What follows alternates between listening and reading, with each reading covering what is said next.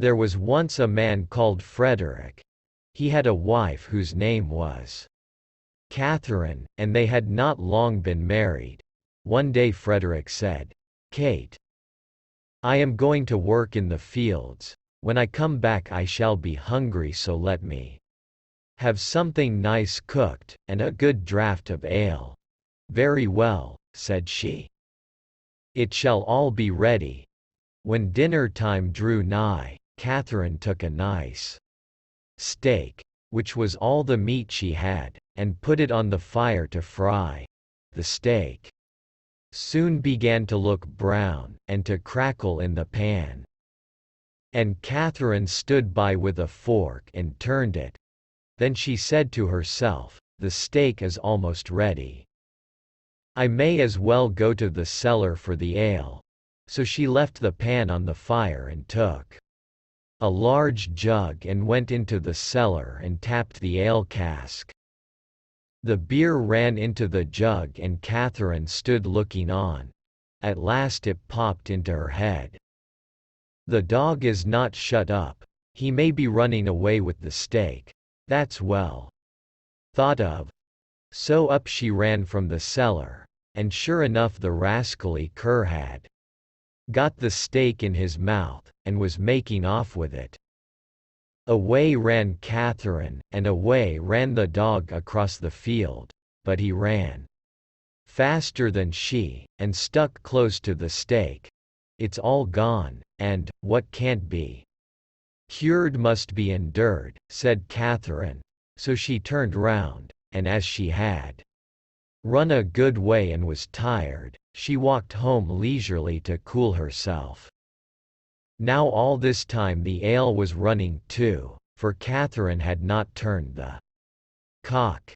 And when the jug was full the liquor ran upon the floor till the cask was empty.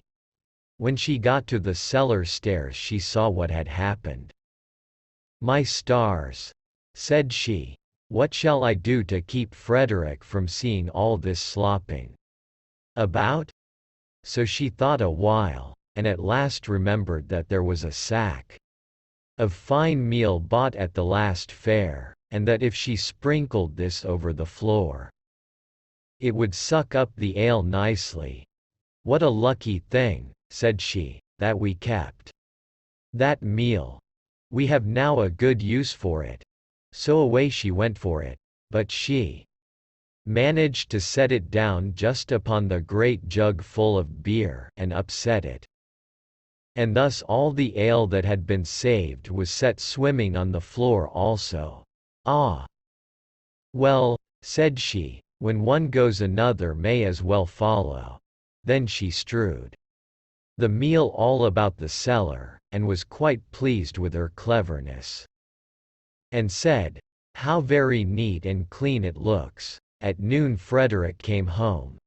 "Now, wife," cried he, "what have you for dinner?" "Oh, Frederick," answered she, "I was cooking you a steak, but while I went down to draw the ale, the dog ran away with it. And while I ran after him, the ale ran out. And when I went to dry up the ale with the sack of meal that we got at the fair, I upset the jug. But the cellar is now quite dry, and looks so clean." "Kate, Kate," said he, "how could you do all this?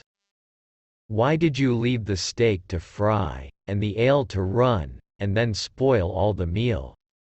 "Why, Frederick," said she, "I did not know I was doing wrong. You should have told me before." The husband thought to himself, "If my wife manages matters thus, I must look sharp myself." Now he had a good deal of gold in the house, so he said to Catherine, "What pretty yellow buttons these are! I shall put them into a box and bury them in the garden, but take care that you never go near or meddle with them." "No, Frederick," said she, "that I never will." As soon as he was gone, there came by some peddlers with earthenware plates and dishes, and They asked her whether she would buy. "Oh dear me, I should like to buy very much, but I have no money. If you had any use for yellow buttons, I might deal with you." "Yellow buttons," said they. "Let us have a look at them. Go into the garden and dig where I tell you, and you will find the yellow buttons." "I dare not go myself." So the rogues went, and when they found what these yellow buttons were, they took them all away, and left her plenty of plates and dishes. Then she set them all about the house for a show, and when Frederick came back, he cried out, "Kate, what have you been doing?" "See," said she, "I have bought all these with your yellow buttons. But I did not touch them myself. The peddlers went themselves and dug them up." "Wife, wife," said Frederick, "what a pretty piece of work you have made. Those yellow buttons were all my money. How came you to do such a thing?" "Why," answered she, "I did not know there was any harm in it. You should have told me." Catherine stood musing for a while, and at last said to her husband, "Hark ye, Frederick, we will soon get the gold back. Let us run after the thieves." "Well, we will try," answered he, "but take some butter and cheese with you, that we may have something to eat by the way." "Very well," said she, and they set out. And as Frederick walked the fastest, he left his wife some way behind. "It does not matter," thought she. "When we turn back, I shall be so much nearer home than he." Presently she came to the top of a hill, down the side of which there was a road so narrow that the cart wheels always chafed the trees on each side as they passed. "Ah, see now," said she, "how they have bruised and wounded those poor trees, they will never get well." So she took pity on them, and made use of the butter to grease them all, so that the wheels might not hurt them so much. While she was doing this kind office, one of her cheeses fell out of the basket, and rolled down the hill. Catherine looked, but could not see where it had gone. So she said, "Well, I suppose the other will go the same way and find you. He has younger legs than I have." Then she rolled the other cheese after it, and away it went, nobody knows where, down the hill. But she said she supposed that they knew the road, and would follow her, and she could not stay there all day waiting for them. At last she overtook Frederick, who desired her to give him something to eat. Then she gave him the dry bread. "Where are the butter and cheese?" said he. "Oh," answered she, "I used the butter to grease those poor trees, that the wheels chafed so. And one of the cheeses ran away, so I sent the other after it to find it, and I suppose they are both on the road together somewhere." "What a goose you are to do such silly things," said the husband. "How can you say so?" said she. "I am sure you never told me not." They ate the dry bread together, and Frederick said, "Kate, I hope you locked the door safe when you came away." "No," answered she, "you did not tell me." "Then go home, and do it now before we go any farther," said Frederick, "and bring with you something to eat." Catherine did as he told her, and thought to herself by the way, "Frederick wants something to eat, but I don't think he is very fond of butter and cheese. I'll bring him a bag of fine nuts, and the vinegar, for I have often seen him take some." When she reached home, she bolted the back door. But the front door she took off the hinges, and said, "Frederick told me to lock the door, but surely it can nowhere be so safe if I take it with me, so she took her time by the way.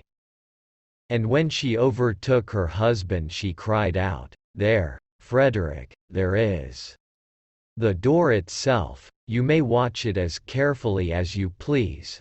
"Alas, alas," said he, "what a clever wife I have! I sent you to make the house fast, and you take the door away, so that everybody may go in and out as they please. However, as you have brought the door, you shall carry it about with you for your pains." "Very well," answered she, "I'll carry the door, but I'll not carry the nuts and vinegar bottle also, that would be too much of a load, so if you please, I'll fasten them to the door." Frederick of course made no objection to that plan, and they set off into the wood to look for the thieves, but they could not find them, and when it grew dark, they climbed up into a tree to spend the night there. Scarcely were they up, then who should come by but the very rogues they were looking for. They were in truth great rascals, and belonged to that class of people who find things before they are lost. They were tired, so they sat down and made a fire under the very tree where Frederick and Catherine were. Frederick slipped down on the other side, and picked up some stones. Then he climbed up again, and tried to hit the thieves on the head with them. But they only said, "It must be near morning, for the wind shakes the fir apples down." Catherine, who had the door on her shoulder, began to be very tired, but she thought it was the nuts upon it that were so heavy.